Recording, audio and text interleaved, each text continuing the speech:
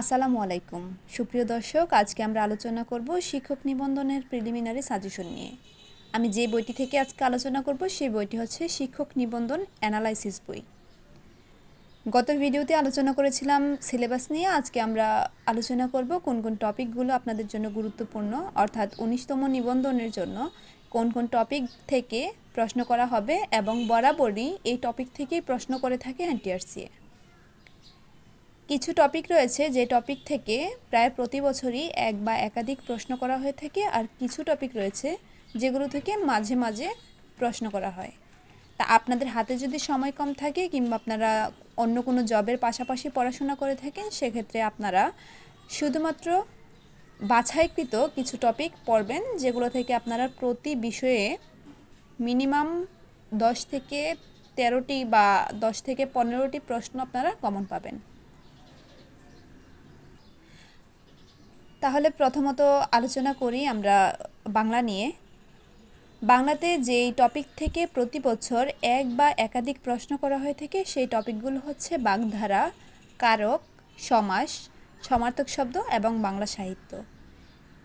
এরপরে রয়েছে যে টপিক থেকে প্রতি বছর একটি হলেও প্রশ্ন করে, সেগুলো হচ্ছে বিভিন্ন ভাষার শব্দ, ব্যাকরণ ও সাহিত্য বিষয়ক প্রামাণ্য গ্রন্থ, বিরাম চিহ্ন, শব্দ শুদ্ধিকরণ এবং সন্ধি।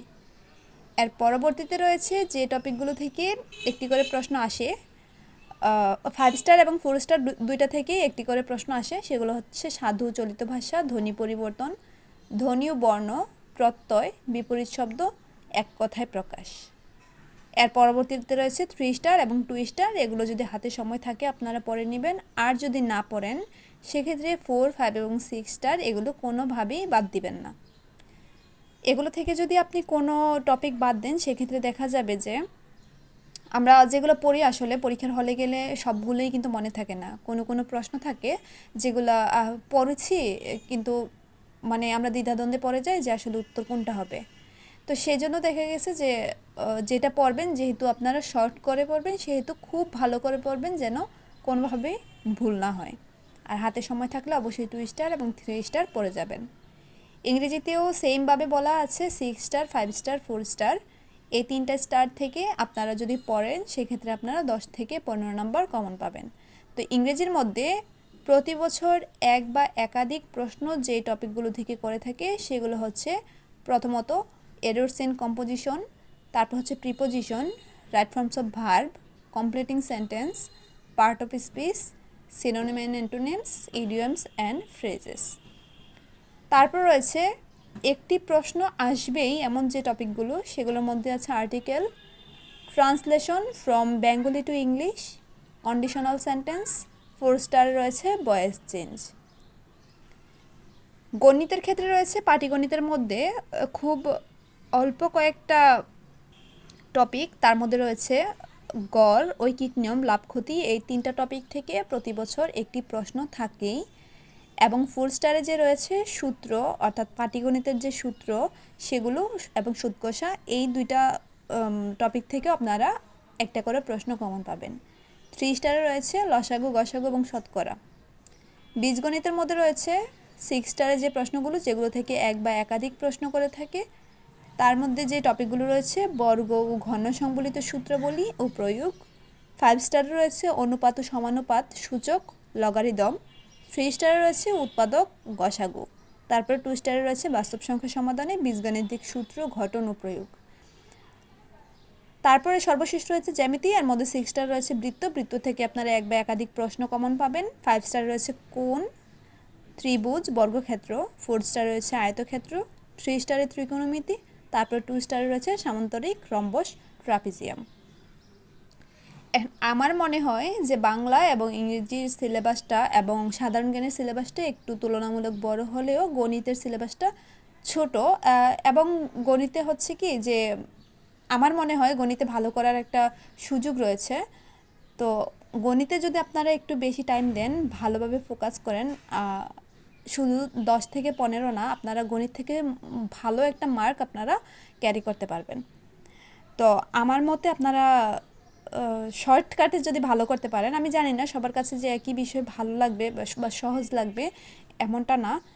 আপনাদের কাছে অন্য বিষয়ে ভালো লাগতে পারে, সহজ লাগতে পারে। তা আমার মনে হলো গণিতে যদি আপনারা একটু ফোকাস করেন, সেক্ষেত্রে আপনারা এখান থেকে ভালো একটা নাম্বার আপনারা উঠাতে পারবেন। সর্বশেষ আমরা আলোচনা করব সাধারণ জ্ঞান নিয়ে। এখানে বাংলাদেশ বিষয়াবলীর মধ্যে রয়েছে বাংলাদেশের সভ্যতা অর্থাৎ প্রাচীন জনপদ সংস্কৃতি। এখান থেকে আপনারা একের বেশি প্রশ্ন কমন পাবেন। এরপর রয়েছে 5 স্টার, যেটা থেকে একটি করে প্রশ্ন আসেই প্রতি বছর, যেমন বাংলাদেশের ভূপ্রকৃতি, বাংলাদেশের অর্থনীতি, সংবিধান, মুক্তিযুদ্ধ। 4 স্টার যেটা রয়েছে ব্রিটিশ শাসনামল এবং কৃষি, এখান থেকেও আপনারা একটি করে প্রশ্ন কমন পাবেন।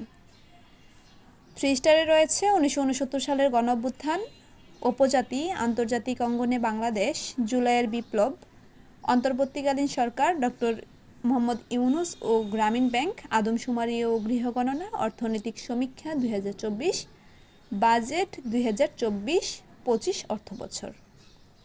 এরপর 2 স্টার যেগুলো রয়েছে এগুলো চাইলে আপনারা পড়তে পারেন বা বাদ দিতে পারেন, এটা হচ্ছে আপনাদের উপর নির্ভর করবে। যদি আপনারা এগুলো থেকে কোনো টপিক বাদ দেন, সেক্ষেত্রে 6, 5 এবং 4 স্টার এবং 3 স্টার, 6, 5, 4 এই তিনটা অ্যাটলিস্ট খুব ভালো করে পড়বেন। আন্তর্জাতিক বিষয়গুলির মধ্যে রয়েছে আন্তর্জাতিক রাজনীতি ও আনুষঙ্গিক বিষয়গুলি, আঞ্চলিক ও অর্থনৈতিক সংগঠন, খেলাধুলা, জলবায়ু পরিবর্তন ও প্রাকৃতিক দুর্যোগ, মুদ্রার নাম, আন্তর্জাতিক দিবস, যুক্তরাষ্ট্রের 60তম প্রেসিডেন্ট নির্বাচন। তারপর রয়েছে 3 স্টার এবং 2 স্টার, এগুলো দেখে নেবেন। তারপর সাধারণ বিজ্ঞানের মধ্যে রয়েছে পদার্থবিজ্ঞান, জীববিজ্ঞান, রোগব্যাধি ও চিকিৎসা, পরিবেশ বিজ্ঞান। তারপরে রয়েছে খাদ্য ও ভিটামিন, কোন খাদ্যে কোন অ্যাসিড থাকে, রসায়ন বিজ্ঞান, তথ্য ও যোগাযোগ প্রযুক্তি। আমার মনে হয় যে বিজ্ঞান এবং তথ্য প্রযুক্তি এগুলোর জন্য শুধুমাত্র আপনারা বিসিএসের যে বিগত প্রশ্নগুলো রয়েছে এগুলো সমাধান করলেই হবে।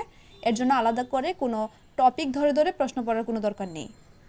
যদি আপনারা বিসিএসের বিগত সালের প্রশ্ন এবং নিবন্ধনের যে প্রশ্নগুলো এসেছে এগুলো যদি সলভ করেন তাহলেই হবে।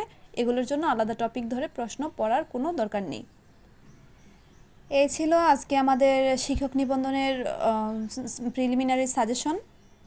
এমন আরও গুরুত্বপূর্ণ ভিডিও পেতে আমাদের চ্যানেলটিকে সাবস্ক্রাইব করে লাইক কমেন্ট করে পাশে থাকবেন। ধন্যবাদ সবাইকে।